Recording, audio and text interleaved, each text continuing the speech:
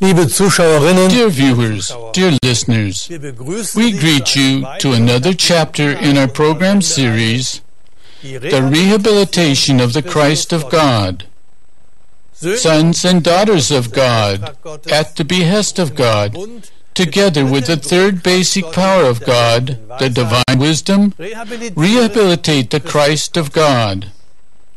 Today with the topic, missionary work as a step toward world domination through slavery and exploitation. We also greet several followers of Jesus of Nazareth from various countries who work with us for the rehabilitation of the Christ of God. Why does the Christ of God have to be rehabilitated in our present time? 2,000 years after Jesus of Nazareth, so-called Christianity has spread over the whole world. But the so-called Christians are split into countless different denominations, into external religious structures with priests and preachers, with more or less cultic customs and rituals.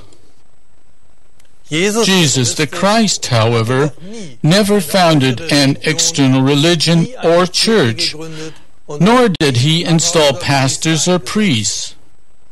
The external religions, which invoke him, Christ, and use his name, have sent countless missionaries into all the world to spread an allegedly Christian doctrine.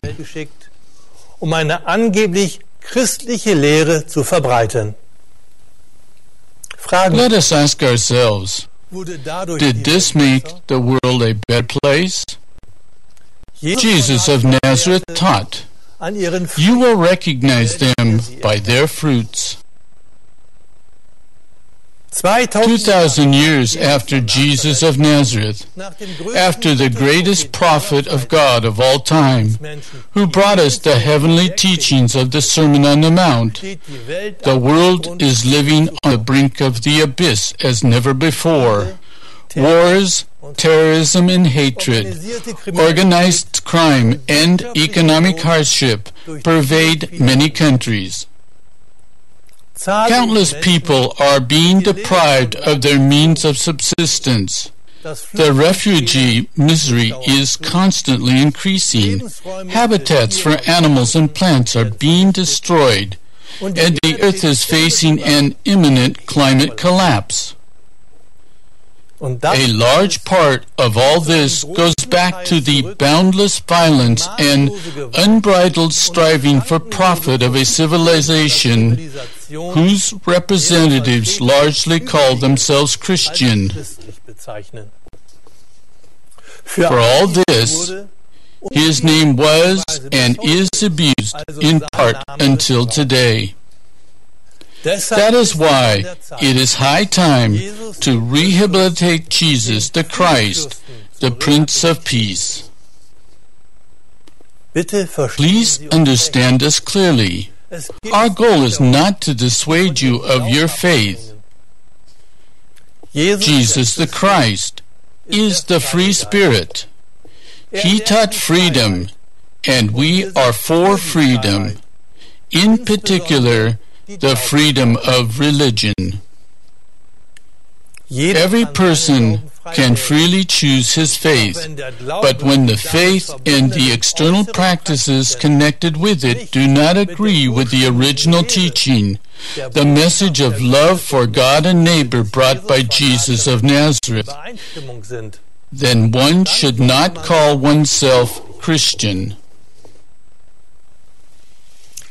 The following of Jesus of Nazareth is the life in the free spirit, without dogmas, without ceremonies, without sacraments, without priests and pastors, and without churches of stone. His teaching reads, "Teach first and then baptize." Baptism with water is thereby merely a possible but not necessary symbol for the spiritual baptism, in which a person dedicates his life to God. In the Bible of the churches it says, Go therefore and make disciples of all nations, baptizing them in the name of the Father, and of the Son, and of the Holy Spirit, teaching them to observe all that I have commanded you. This Bible passage, like many statements in the Bible, has frequently been changed and falsified. In older Bibles, however, it correctly and clearly says, teach all nations and baptize them. So first teach and then baptize. Jesus of Nazareth sent his disciples to the people, but not to first baptize people with water, and certainly not underage infants, and then to teach them, and certainly not to force people to accept a faith. Jesus of Nazareth rejected every kind of violence and manipulation. No one can prove the correctness of his faith to another person. Each one can only prove the truth of his belief to himself by putting into practice in his life, step by step, what he has accepted as truth. Then he will become a role model for others, because he can give others help and support from his own experience and actualization. The first followers of Jesus of Nazareth strove to put his teachings of love for God and neighbor into practice, and to spread this especially by their example. They formed early Christian communities in which there was no hierarchy, no above and below, no pastors and priests, no bishops, let alone popes. Women and men were also equal to one another. They strove for the principles of original Christianity: equality, freedom, unity, brotherliness, and justice. And they also respected the life of the animals and nature. Their following of Jesus of Nazareth and the earnestness of their communion radiated outward and attracted other people who formed new communities. Over the course of the first centuries, however, the old pagan habits and customs crept in, and a new caste of priests took over control and power in the communities. With this, something totally different developed, which no longer had anything to do with the teachings of the Nazarene. The new leaders, the bishops and priests, assumed special positions and began to wear special garments. They were interested in having as many members in their communities as possible, because they filled the congregation's coffers, thus increasing the power of the presbyters, the bishops. Jesus of Nazareth said, "My kingdom is not of this world." But those who abused his name allied themselves with the rulers of this world. For now, with the help of the state power, they could gain more adherents for their ancient priestly cult of Baal and increase their power and wealth. The alliance of the church's caste of priests with those in power, with the emperors and kings, this alleged nobility, also meant that the ancient inhuman custom of society to keep slaves was not hampered by the Roman Church. On the contrary, the church itself became a slaveholder and slave trader, thus earning huge sums with this lucrative branch of the economy. The church was by far worse than its Roman role models, for it purported to hold the slaves in the name of God and his Son, Jesus of Nazareth, the Christ of God. Dear fellow people, let us remain alert and not let ourselves be deceived. The representatives of the church often claim that the church had promoted human rights and worked for the oppressed and against the slavery. That is a sheer historical lie. The opposite is the case. For example, for Roman slaves back then, there were still certain possibilities to be set free, but after the church became the prevailing religion under Emperor Constantine, the possibilities of being set free became limited even more. Much awarded church historian an expert on the crimes of the church, Karl-Heinz Deschner, wrote in the third volume of his Criminal History. The church energetically advocated the maintenance of slavery, even its solidification. Yes, it turned the humble submissiveness of the unfree into a virtue. In the 8th volume of his Criminal History, Karl-Heinz Deschner summarized the church's attitude toward slavery as follows. The early Christian theologians already resolutely rejected every kind of egalitarianism. They viewed women, slaves, or barbarians as people of a lower kind. Consequently, they betrayed the love communism of the apostles, the social traditions of old Christianity. Consequently, for starters, being rich themselves, they took sides with the rich. Consequently, the Catholics, who in the early Middle Ages had more land than the nobility, and who needed whole armies of slaves to cultivate their estates, supported the maintenance of slavery, which even Paul defended, and doctor of the church Ambrose called a gift of God. End of quote. One of the most zealous justifiers of slavery is the holy doctor of the church, Augustine, highly venerated by popes until today.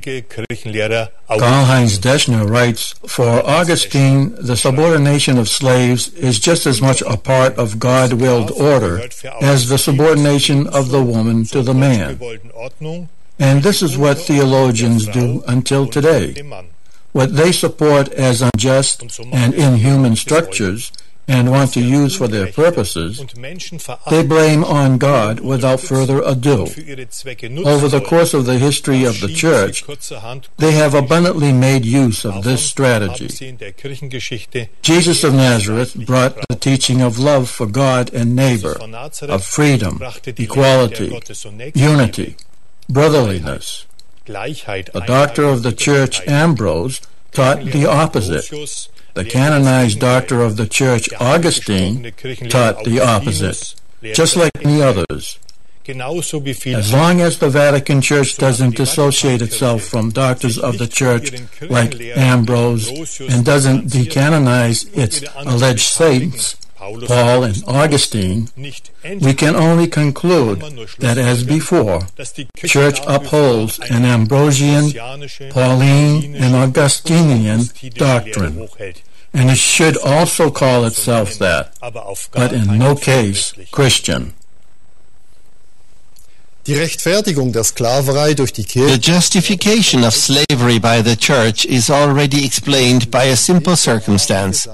The Church institution was, as stated, a slaveholder itself.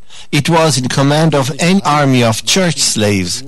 As bishop, the alleged Saint Martin of Tours called 20,000 slaves his own. Such church slaves were set free very, very rarely. In the end, this was even prohibited. Karl-Heinz Deschner writes, "Finally, the Church made the freeing of its slaves impossible, which was done nowhere else. As a church commodity, they were held to be inalienable." But that was not enough. In its own way, the Church saw to it that they had slave offspring. At times, the children, whom the clerics had procreated themselves despite celibacy, were made into church slaves, as were children who had been abandoned by their parents in dire distress. And for the poor of society, such dire situations were not fewer, but more, as the Middle Ages replaced antiquity. It is not by chance that of all eras, it was during the era of the all-encompassing, all-formative rule of the Catholic religion a society developed, I quote, "with strict hereditary occupational ties and very hardened class barriers." So writes Deschner.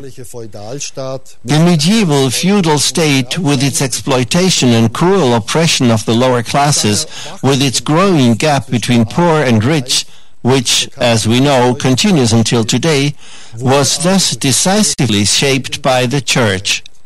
rebellions of the desperate were bloodily suppressed again and again, with the express approval of the Church.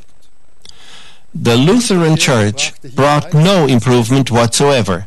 The call by Martin Luther in 1535 to stab, smite, slay whoever can the rebellious peasants is exactly in this line. And so Martin Luther also taught cruelty and death. Therefore, here too, the logical conclusion would be that the Luther Church should likewise exclusively call itself Lutheran, but in no case Christian.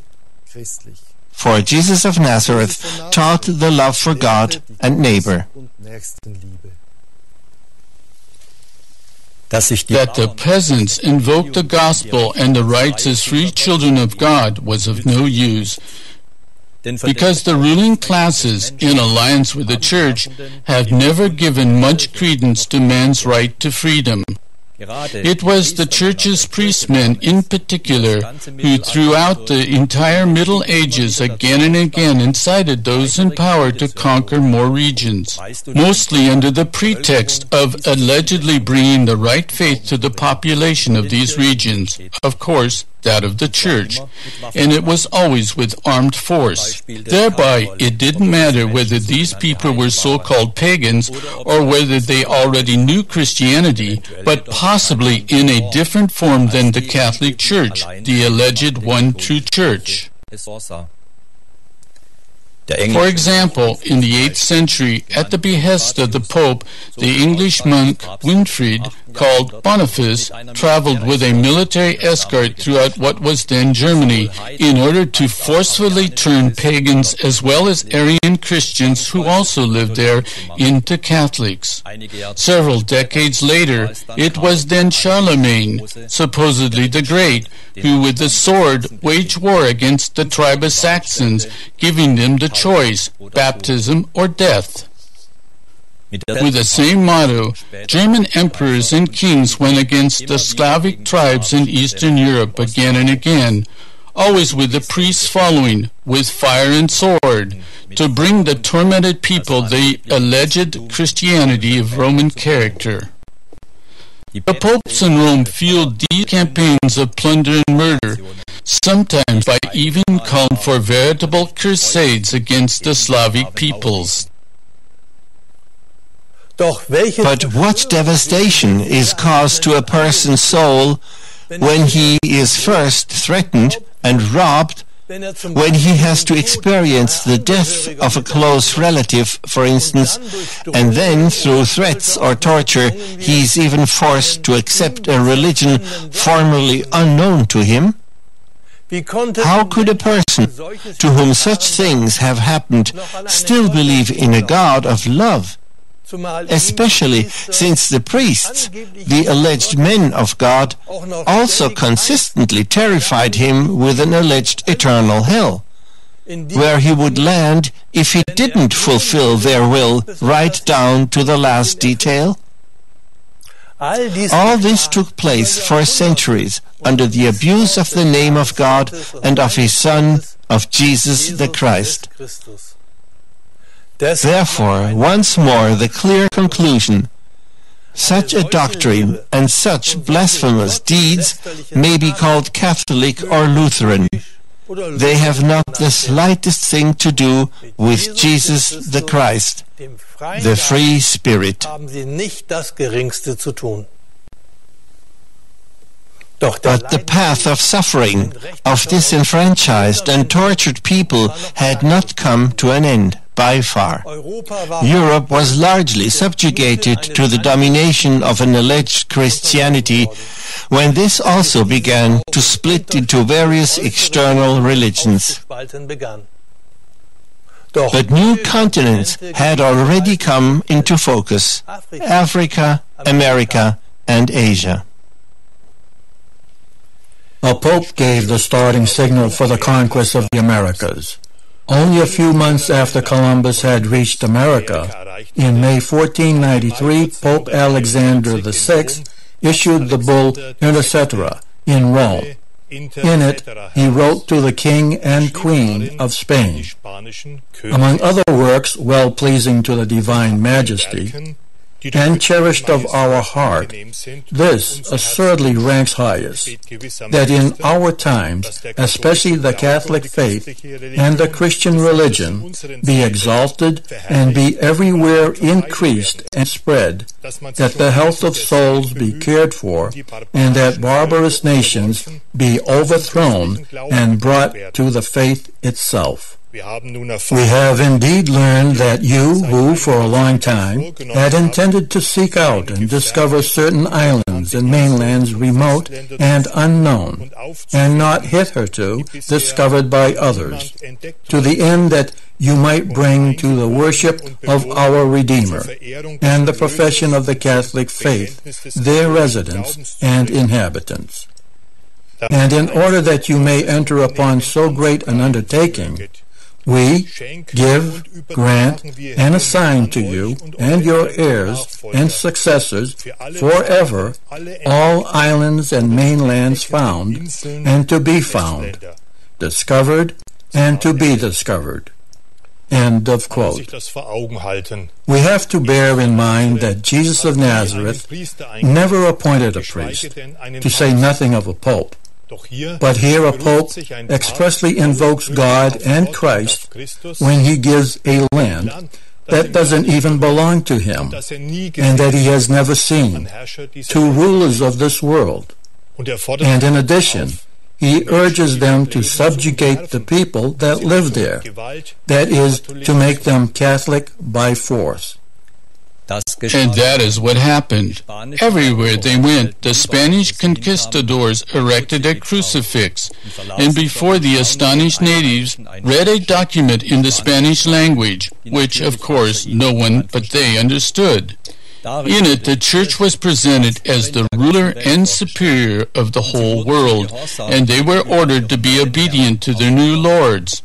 In the case of disobedience, they were threatened, I quote, "With the help of God, we shall powerfully enter into your country, and shall make war against you in all ways and manners that we can, and shall subject you to the yoke and obedience of the Church and their highnesses. We shall take you and your wife and children, and shall make slaves of you, and as such shall sell and dispose of you. And we shall take away your goods, and shall do you all the mischief and damage that we can, as to vassals who do not obey and refuse to receive their Lord." These were not empty words, for it was put into practice in exactly that way. During the first 50 years after the discovery of America, already 1 million Indians in the Caribbean met their end through the Catholic Spaniards, murdered, maltreated to death through forced labor, or died of disease. After 150 years, 100 million people died in all of America. Over 90% of the population hacked to pieces, slowly roasted over fire, driven into pitfalls with pointed sticks, or torn to pieces by specially trained dogs. And all that under the abuse of the name of Jesus the Christ, who brought home to us the God of love? The priests were always there at the forefront, with a crucifix in hand, on which the corpse of the cruelly tortured and murdered prophet of God, Jesus of Nazareth, is displayed.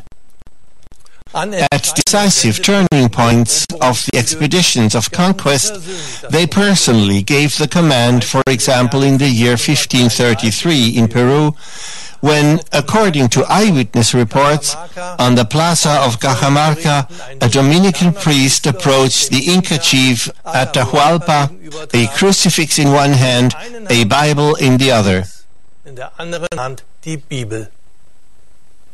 When the Inca angrily threw the book, which of course he couldn't read, on the ground, the priest called to the Spanish soldiers, "Attack him!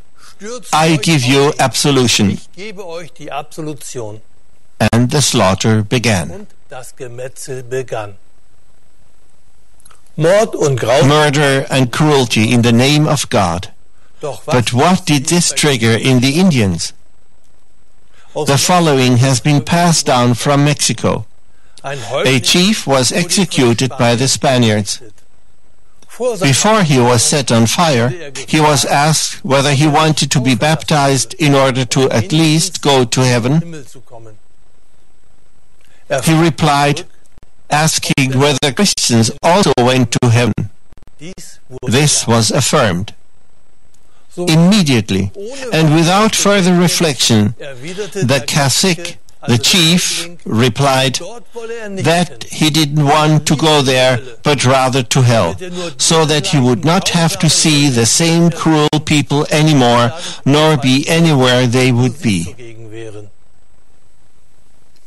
Dear fellow people, that is the result of violence and cruelty, as it was practiced for centuries in the name of Christ, the Prince of Peace.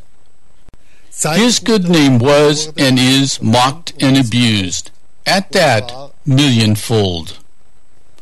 Millions of people were thus estranged from God and from Christ. That is why it is high time to rehabilitate the name of Jesus the Christ, who has not the slightest thing to do with all these atrocities. For all this is far from being in the past. Until today, in predominantly Catholic Latin America, there is the largest gap between poor and rich in the world. Until today, the descendants of these so brutally subjected indigenous people formed the class of the poor and the poorest. What good is it when a pope, as in July 2015, travels to South America to ask the Indians forgiveness for what was done to them by the church? What did he have in his luggage besides nice-sounding words? Why don't the oppressed get back the treasures that were once robbed from their ancestors? Why aren't workplaces created with them? Why aren't schools and hospitals built, which the poor of the world, of whom he always speaks, so urgently need? Why does every state that the Pope wants to visit have to bear the cost of his visit? Is that Christian? By the way, there are enough stolen treasures. Henrik Rosner writes in his book, Missionaries and Muskets. Who doesn't shudder when he marvels at the altar in the Cathedral of Seville, gilded with 20 tons of leaf gold, and thereby thinks of the blood of the Indians shed in the mines? Millions of Indians were pressed into forced labor, for instance, in the mines, in order to dig for gold and silver there, and they died from the work. When it was realized that due to their physical constitution, the indigenous people didn't hold out long doing slave work for the occupying forces, they came up with the idea of getting a substitute from Africa. And here, too, a pope had already provided for this. Hardly had Portuguese seamen discovered Africa, as they say, when in 1452 a papal bull regarding the Africans, Pope Nicholas V, granted the permission to at will invade, search out, capture, vanquish, and subdue, and to reduce their persons to perpetual slavery. That is, engage in slave trade with them. Reasoning. In this way, the Africans could be converted to the gospel. Gospel literally means good news. But what kind of news? Was it that was brought to millions of people by alleged Christians of various denominations in the following centuries? The indigenous people were enslaved, torn from their home and family. Countless died already during the transport. They were cruelly maltreated and tortured, and they died far from their homeland, under forced labor. and all that in the name of God. In the 16th century, the first English slave ship that sailed from Africa to America bore the name Jesus. Can we imagine a greater blasphemy?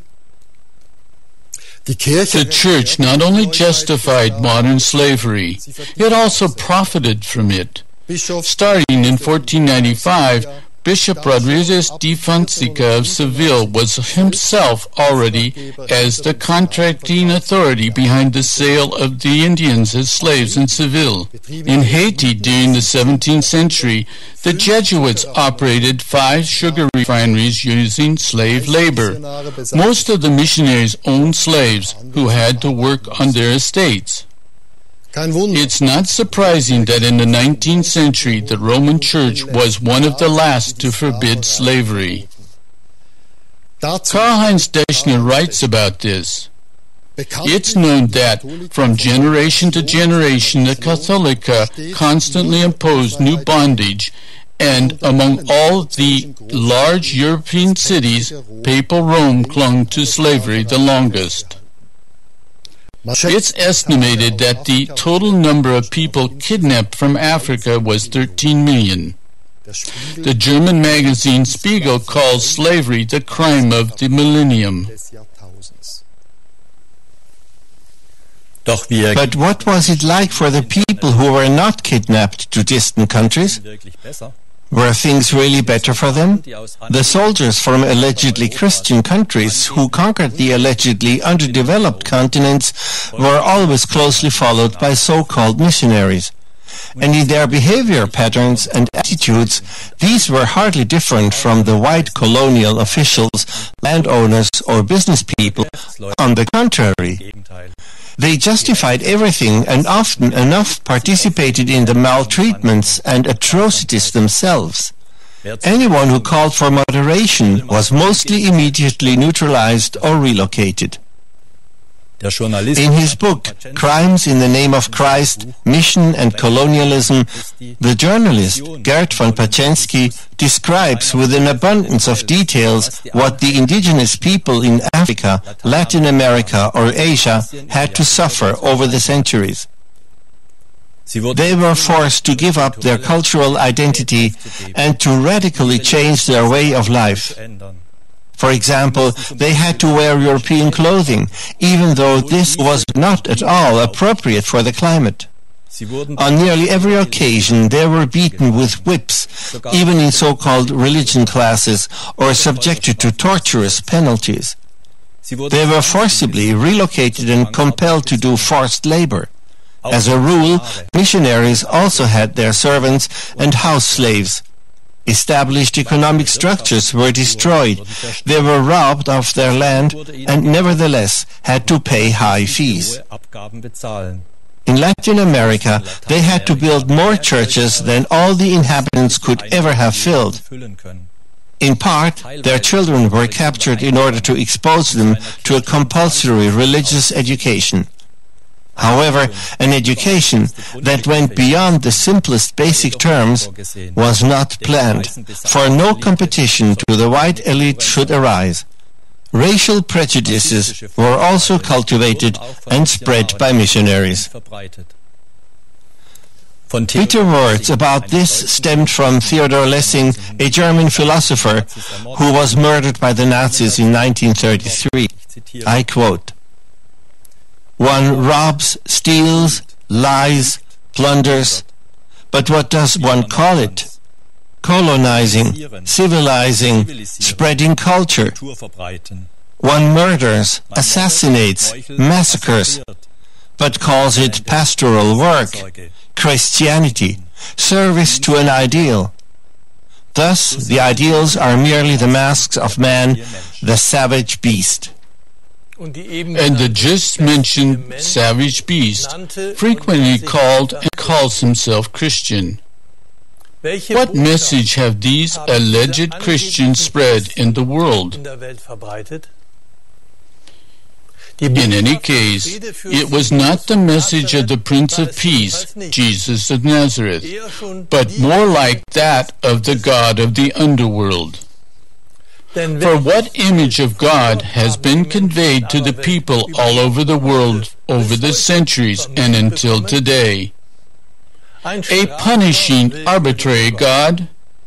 A tyrant who eternally damns insubordinate children? A despot who allegedly approves of people with a lighter skin color having the say and routinely oppressing and exploiting people with a darker skin color, as well as violating and destroying nature and the animals. Jesus the Christ, however, brought the Sermon on the Mount and the teaching of brotherliness and justice. He taught us the unity of a person with his fellow humans, with the animals and nature. He, Jesus of Nazareth, spoke of the Father in heaven who loves all his children, no matter what religion, language, or skin color they have. What did the missionaries of all shades make of this teaching? What have they made of this world? It is time to rehabilitate the name of Christ all over the world. For the one who turns to Him, the free Spirit, the Christ of God, in his inner being, needs neither missionaries nor priests. He keeps peace with his fellow people, with the animals, and with nature. Until today, people all over the world have to experience that the gap between rich and poor is not getting smaller, but ever bigger. The slave centers of the earth are today in Bangladesh or the Philippines, or also in other places where people, under unbearable conditions and with hunger wages, ensure that the profit of the rich corporations is maintained under all circumstances. And the financial backers and managers of these corporations are often at home in the allegedly Christian countries. Also, the big church corporations, with their stock portfolios and shares in funds, profit from this. Among other things, colonization continues today in Africa, where whole stretches of land are bought up by rich financiers and small farmers are driven out. Today, poor farmers in South America, for instance, feel the whips of the rich and mighty. Their small fields and houses are sprayed with weed killers from helicopters because genetically engineered soya is grown nearby for the factory farms of the rich in allegedly Christian countries.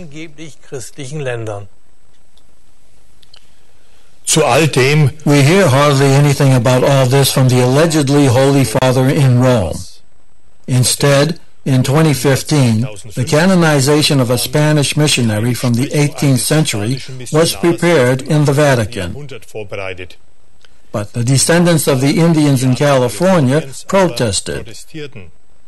They said that the new saint, the Franciscan monk Junipero Serra, stands for the exploitation, enslavement, and genocide of thousands of indigenous Californians. That the Catholic missions were veritable slave camps in which tens of thousands died of maltreatment, disease, or malnourishment. For the external religion Catholic, however, what this monk caused doesn't matter at all. Decisive for the Church is the fact that he upheld and spread the tenet that until today can be read in the Catholic collection of dogmas by Neuner and Rus, for example, and that every Catholic worldwide is bound to believe in, under the threat of eternal damnation. Under margin note number 342, we read, "Furthermore, we declare, state, and define that it is absolutely necessary for the salvation of all men that they submit to the Roman Pontiff. End of quote. That the Vatican Church has never totally given up its claim to missionary work and world domination can also be seen by the fact that for more than 50 years, nearly every pope has spoken of a so-called world authority that is necessary. In his encyclica Laudato Si in June 2015, Pope Francis quoted his predecessor, John the 23rd, who already in 1963 urged such a world authority. His successor, Paul VI, spoke of a world government, and John Paul II and Benedict XVI also expressed the desire for such a world authority. But who should that be? According to the just cited dogma, that could only be the Pope himself, for all people are supposed to submit to him. The establishment of a new ministry in the Vatican also fits with this long-term strategy. At the end of 2010, Pope Joseph Ratzinger founded the Pontifical Council for Promoting the New Evangelization. According to Ratzinger, the Church, and I quote, may present herself to the contemporary world with a missionary impulse, particularly in areas that have almost abandoned the Christian religion, which need a renewed first proclamation of the gospel. Dear fellow people, who was it then who made the world almost abandon the Christian religion? Was it not those who perverted the teachings of the Nazarene into their opposite? Who put war in place of peace? Eternal damnation in place of God's infinite love? Oppression and exploitation in place of neighborly love? Contempt for nature and animal torture in place of the early Christians' relationship in love for nature? And who, over the course of centuries, with fire and sword, with deceit and perfidy, spread all this over the whole earth? In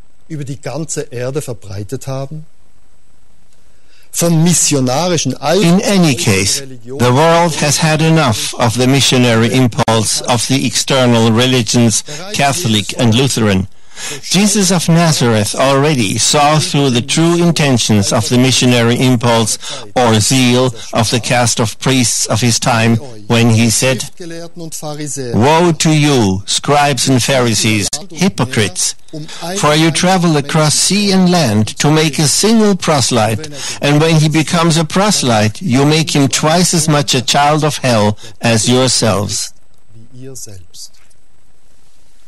So utmost alertness is called for when a representative of the Church speaks of missionary zeal or the like, or when Pope Francis, as in July 2015, casually mentions that the future of the Church lies in Asia.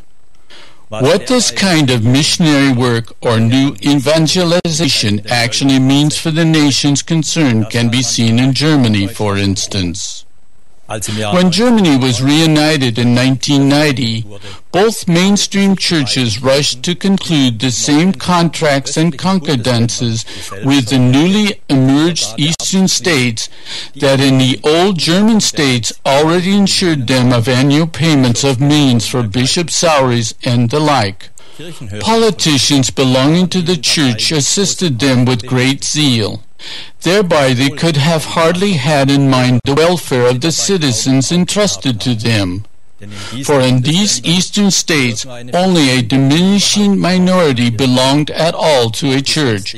The additional annual payments of billions paid to the churches by the German state were also expanded to the new states.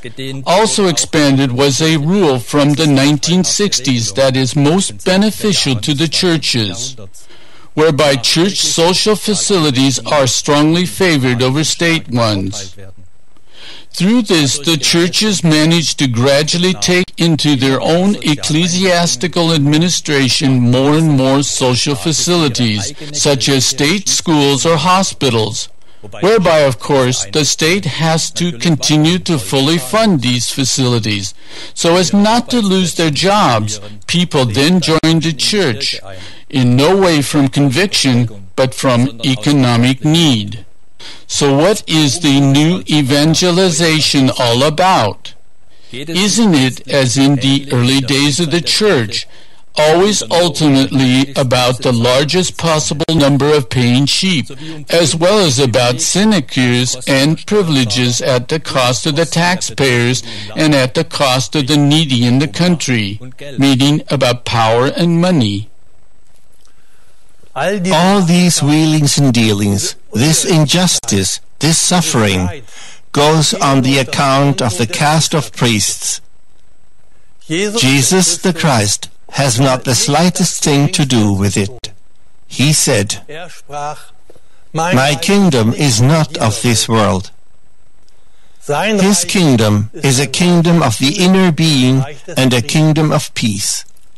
And it emerges in all those places where people are alert and orient themselves solely to Him, Christ, the free Spirit, and to His teachings of the Sermon on the Mount, and make these come alive, step by step, by doing what they pray in the Lord's Prayer, "Your will be done." Dear viewers, dear listeners, with this we have come to the end of our program. If you like, tune in again next time when it is again the rehabilitation of the Christ of God, sons and daughters of God at the behest of God, together with the third basic power of God, the divine wisdom, rehabilitate the Christ of God. We wish you all the best. Goodbye and greetings in God.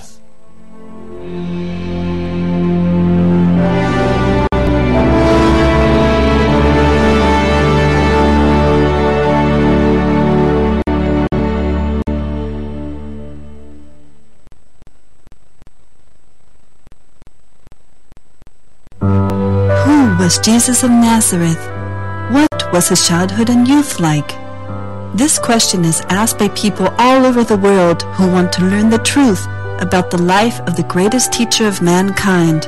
Followers of the Nazarene report authentically about the life of Jesus of Nazareth, free of the interpretations and falsifications of church historians. Their sources are Christ's revelations given through Gabriela, his prophetess and emissary in our time. Who can better describe the life on earth of Jesus of Nazareth than Christ himself? He talks about his parents, Mary and Joseph, about his spiritual struggles, about his love for the animals, and the beginning of his teaching years. Who was Jesus of Nazareth, his childhood and youth? His descriptions reach our hearts, and his life is a symbol for mankind.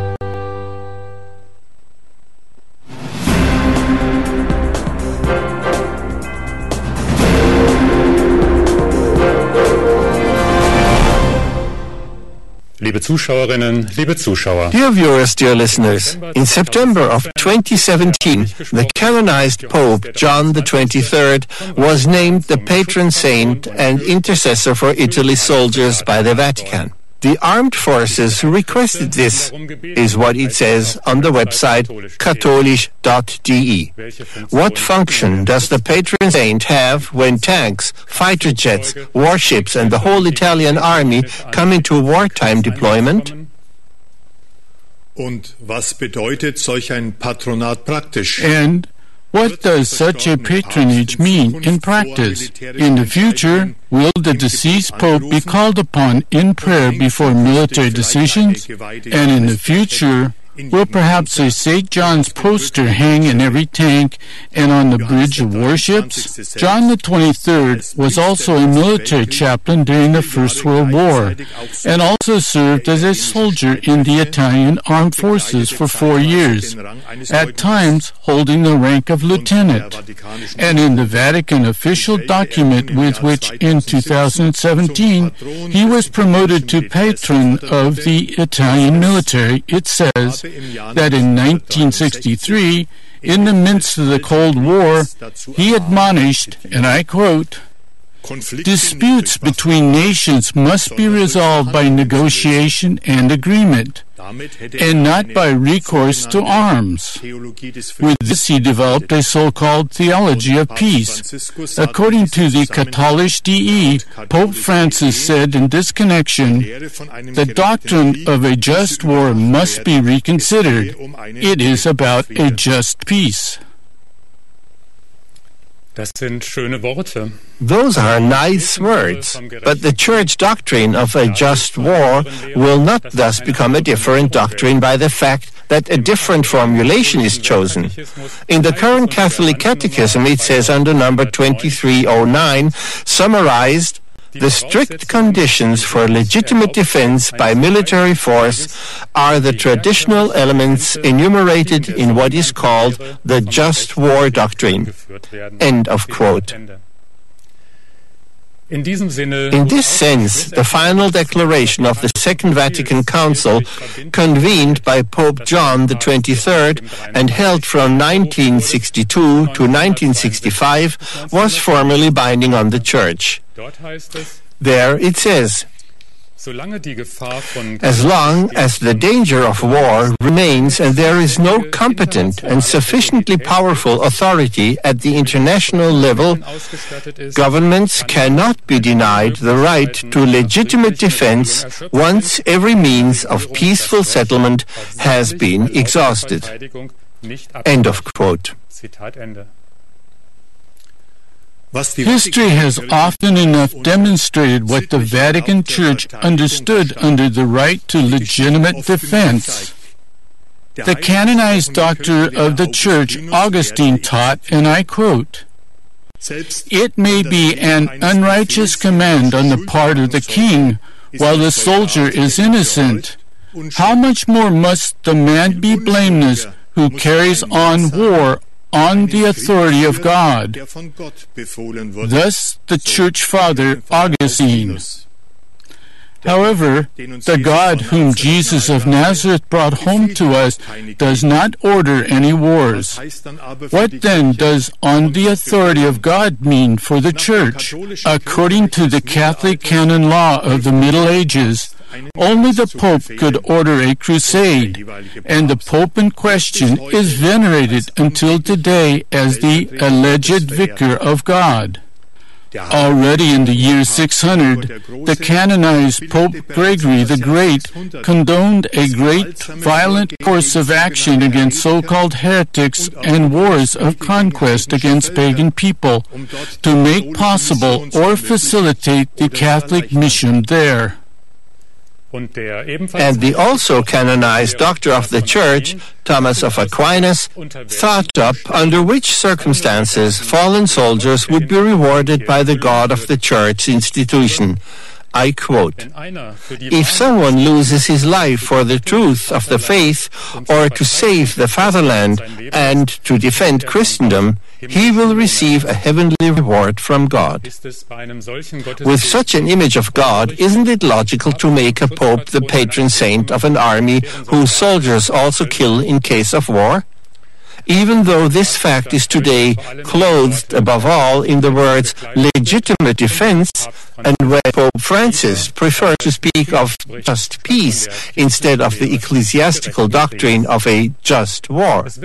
Thus, they speak of a peace that allows killing with weapons in an emergency, but not of the peace that Christ, the Prince of Peace, taught the people and lived as an example. Already in the Ten Commandments, which were given through God's prophet Moses, it clearly says, without exception, "You shall not kill." In this sense, the prophets of God, Isaiah and Micah, later admonished that swords be turned into plowshares. And Jesus of Nazareth said to Peter, who in the Garden of Gethsemane wanted to defend him with his sword, "Put your sword back into its place, for all who take the sword will perish by the sword." And he added, "Do you think that I cannot appeal to my Father, and he will at once send me more than 12 legions of angels?" Spoken with the words of today, Jesus was a pacifist through and through. The Vatican Church is different. Thus, in 1991, on the occasion of the First Iraq War, Pope John Paul II preached the frequently cited sentence, "We are no pacifists. We do not want peace at any price." With this Pope and other popes contradict the commandment of God, "You shall not kill." And so, what do the acts of war legally permitted by popes have to do with the peace taught by the true prophets of God and by Jesus of Nazareth? Everyone can answer this question for himself. Dear viewers, dear listeners, we take our leave of you for today. Goodbye and greetings in God.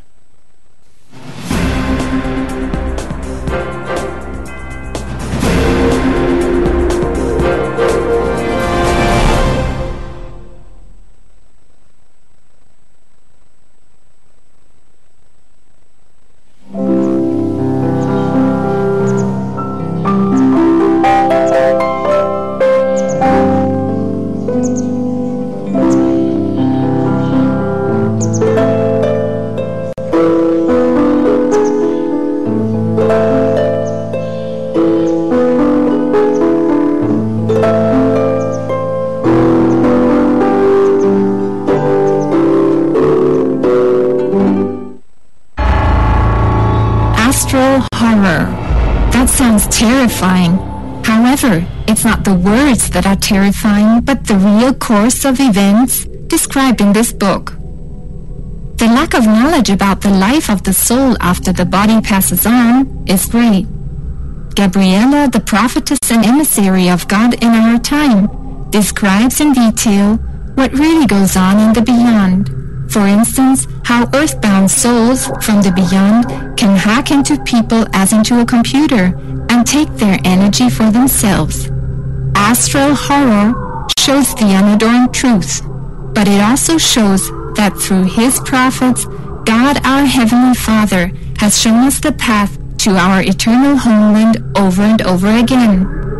Order the book Astral Horror in internet under Gabriella-publishing-house.com.